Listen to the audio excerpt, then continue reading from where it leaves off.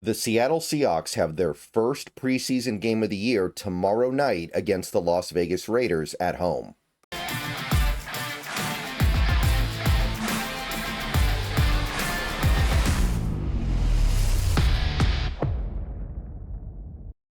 All right, people, we are here. Good morning. Happy Wednesday. We are less than 36 hours away from the first Seahawks game of the year. It's not a game that counts in the standings. It's not a game where the final result is going to mean that much. But we are here with football nevertheless. Football you can watch on your TV. Football that is organized and follows general structure. It's going to be something to digest, even if it may not mean anything on any kind of standing. And there's some interesting stuff going on in a game like this beyond just the raw winning, losing, scoring, stopping. However you look at football in a typical sense, there's going to be some fun stuff here as well. And I'm pretty excited for this one for multiple reasons. All right. A couple of things before we get to talking about this game, talking about a preview of this game. I understand that previewing a preseason game is, it's a little bit tricky because the game is not necessarily going to mean that much. The game is, you don't know very much about this game is the thing. What you know is that you don't know that much. We'll try to talk about it the best that we can, but first, couple things. First, I got another video. It's going to actually be a shortened version of this video, kind of going live on Bleacher Report later today. So keep an eye out. Should be later in the AM. And you can view that video through the Seahawks page on bleacherreport.com. Second of all, I'm going to be streaming with the Hawks Nest in less than 3 hours now. My channel and his channel is going to be available on both sides. Also available on my Facebook page, also available on my X page, also available on the Hawks Nest's Twitch. So if you want to hear more about this game and you want to hear stuff about the Seahawks and what they've done over the last 2 weeks or so, definitely tune into that. Definitely prepare for that show. Going to be a very fun show, even if this preseason game may just be that, a preseason game. All right. Let's open things up with the basics of this game. Mike McDonald has already said don't expect very many starters out there. It's just doesn't make sense. You've got 3 preseason games. We're about a month away from the actual regular season. This is not the game where you need to be playing very many of your starters. If you want to know who to look for, he said that some of the top rookies who are likely to earn starting jobs, Gray Zabel, Nick Emenwari, and Elijah Arroyo, although I don't expect Arroyo to really start, or at least I don't expect him to be ahead of A.J. Barner on the depth chart when the season starts. He indicated that those 3 guys are going to get to play quite a bit. Other than that, I wouldn't be surprised to see somebody like Anthony Bradford out there, because Anthony Bradford is someone that we need to see signs of life from. I would expect normally to see Olu Oluwatimi, but his back has seized up a little bit, and he's not really able to go the way that he needs to go to actually be a meaningful contributor, so therefore probably not there. Maybe 1 or 2 other players here or there, guys that are locked in some kind of a competition, guys who have something to prove. But once you get past that group, once you get past that collection of players, it's mostly just going to be backups and third stringers and fourth stringers, guys who are fighting for little scraps of playing time, and guys who are just trying to make a team. In some cases, guys that are fighting for the practice squad already, guys who have no real chance of making the 53. We've got 90 players on this roster right now. We're only going to be able to keep 53, and then I think 16 on the practice squad, and that's it. Therefore, you've got to take a look at the guys at the back end. And there's still some really interesting stuff going on. On the flip side, the Raiders have not indicated their intentions yet. There were a couple of comments from Pete Carroll that indicated he had his starters available and they might play. He did not say they were going to play, though. There was a little bit of confusion from some people. Some people reported that the starters are going to play. What Carroll said is that everyone is available, and he's keeping it a secret whether or not these starters actually play. He is a first-year head coach. A lot of these players are new, or at the very, well, some of them are veterans, but some of them are new to the team. There's certainly a new sheriff in town. There's a new offensive coordinator. There's a lot of new stuff. Maybe he feels obligated to really take a good look at those guys, really give those guys a chance to show what they can do in the preseason and get familiar with things. So maybe we do see some of the top starters on the Raiders side. Be pretty interesting to see a drive or two from Geno Smith, who was the starting Seahawks quarterback as recently as the last game of the season last year. Would be interesting to take a look at a guy like a Brock Bowers, although I'm sure that if given an opportunity to do stuff against our secondary, against our linebackers, he would probably do whatever he wanted to do because he's that good. Be interesting to take a look and see what this, even if it's mostly backups, this defensive front can do against a pretty good offensive line. Raiders got some good talent on that front five. And would be on some level at least compelling to see things against the Raiders defense. I would say that side of the ball pretty low on talent for the Raiders.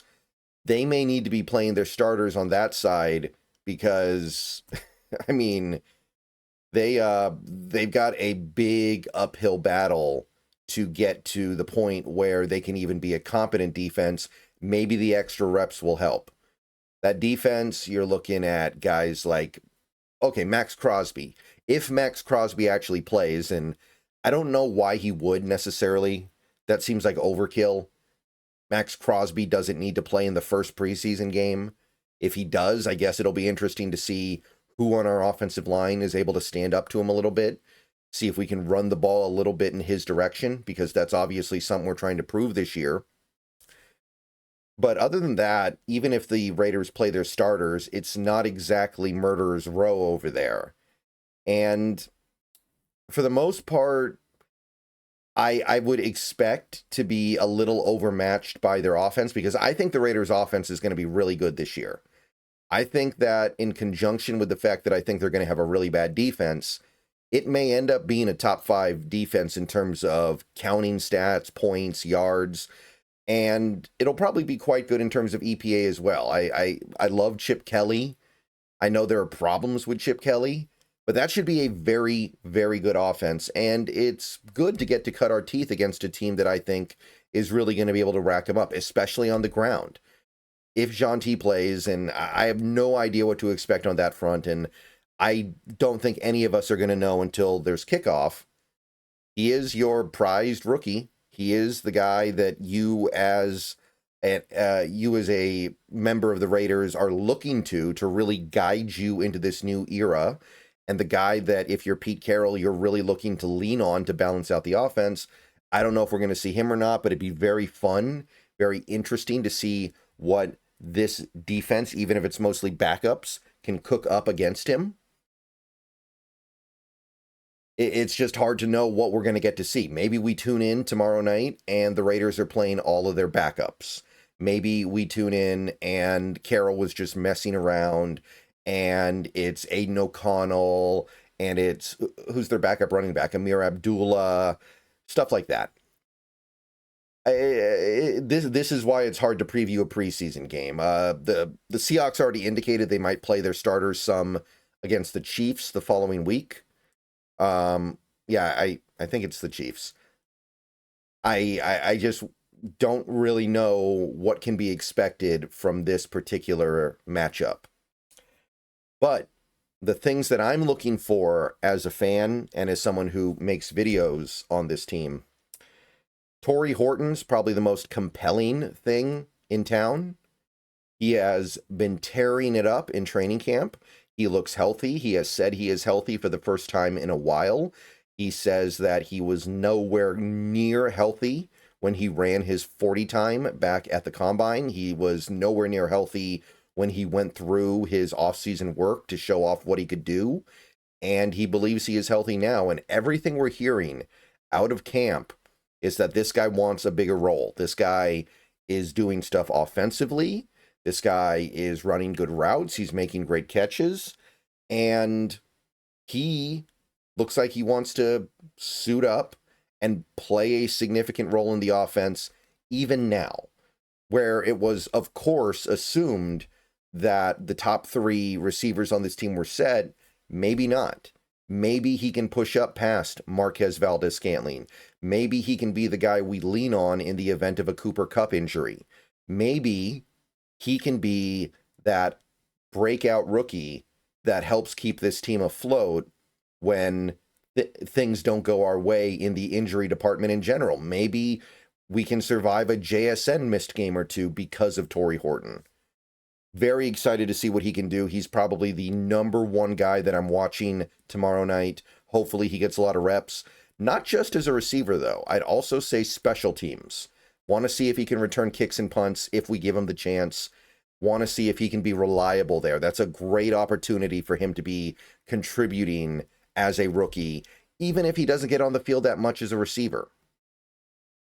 Also really watching those backup linebacker spots. You've got Pat O'Connell and Drake Thomas. Those are two guys that have been on the team for a little bit now. Those are two guys that have been part of the team for a couple of seasons, but they haven't really done anything yet. And now we're leaning on those guys to be our key backups. They're the only thing standing between us. The only thing standing between us and Armageddon at the position, really, because Ernest Jones, Tyrese Knight, good starters, but are we going to get 17 games out of both of those guys? Hopefully, but if we don't, you may see some significant playing time from one or both of those players. If they can have good games, if they can have a good preseason in general, we'll feel a lot better. If not, maybe we need to go get a guy. Is Anthony Bradford going to play? If so, we need to find something out. Is Anthony Bradford currently in pole position for the starting center job because he's actually playing good? Or is he in pole position because everyone else is so bad he's getting it by default? And if that's the case, what can we do? Is there anything that can be done? Is there another option? Is there a player you can go get? Is there a player that you can trade for? And is it too late to do those things? Good opportunity to start finding out. I would hate to get to the regular season and find out that Bradford is the same Bradford from last year, and he just got handed the job because Haynes is that bad that Sundell, wasn't ready to be a right guard. And speaking of Jalen Sundell, he's presumably going to get to play a lot this week because I don't think Oluwatimi is going to be ready. His back is acting up a little bit, and they're going to give him some time, I assume. I'd be very surprised if Oluwatimi played in this game. Very interested to see if Sundell can offer anything beyond just the guy who's there. There is some intrigue around him. I'm definitely going to keep an eye on that. And really, I'd say anything going on with cornerback depth is also really worth our time to watch. Because Shaq Griffin's been gone for a while. He missed almost 2 weeks of camp. You've got Nehemiah Pritchett fighting for his roster spot. You've got Demarion Williams, who has had a good camp so far, hot on his heels. You've got, I already talked about Emin Wari, but he's going to try to prove he can be a good nickel corner. Maybe that starts in the preseason. And I'm interested to see how that shakes out. There may not be a lot of roster spots for those guys to take. Those are the main things I'm looking for this week. Those are the main things I think are worth keeping an eye on. And enjoy football, people. Enjoy football. Again, streaming in less than 3 hours now. Keep an eye out. About 2 hours, 45 minutes. Probably another video later today, and keep an eye out for everything else. As one final note, although I'll be making another video about this between now and the game, I am going to be doing my post-game stream immediately after the game on Bleacher Report. I believe only available through the app as of right now. Possibly at some point it could become available on the website. But for now, if you want to watch the post-game stream again, this stream is going to go live within 5 minutes of the end of the game on Thursday. Get the app. If you want to chat in the live stream, make an account. And that is how I'm going to be talking about this game. I'm also going to be doing a short post-game video, probably Friday morning, talking about whatever happens in tomorrow's game on Bleacher Report. That should be available through the app and on the website. And that is how I'm going to be talking about the game in part. Still expect similar stuff on YouTube. I'm going to go live after the game. I know it's going to be really late, by the way. I understand this game's going to wrap up after 10 o'clock on the West Coast, 1 a.m. on the East Coast. That makes things hard, but I'm still going to be doing the Bleacher Report live right after the game. I'll go live on YouTube for a little bit. I don't know how long, but I will go live on YouTube for a little bit to talk about whatever after Bleacher Report. And then you'll get the post-game videos the next day. Maybe I'll get the post-game video up late that night. We'll see exactly how that shakes out, but there's going to be a ton of post-game stuff coming from me. Keep an eye out. I'll make another video making sure that I precisely outline everything I'm thinking about doing. And we're here, people. We fought through it. We struggled through it, but we've got preseason football, and we're not far away from the regular season. Enjoy it, bask in it, and tell me what you're looking out for. What do you want to see tomorrow night? What are you watching for? A lot of people are going to say Jalen Milroe, and that's obviously going to be very interesting. I don't know how impactful it's going to be on this upcoming season because he's not going to play that much. But obviously that's going to be an interesting subplot, even if it's not immediately impactful. It will be down the line. And yeah, get ready for football. Go Hawks. And everybody have a great rest of your day.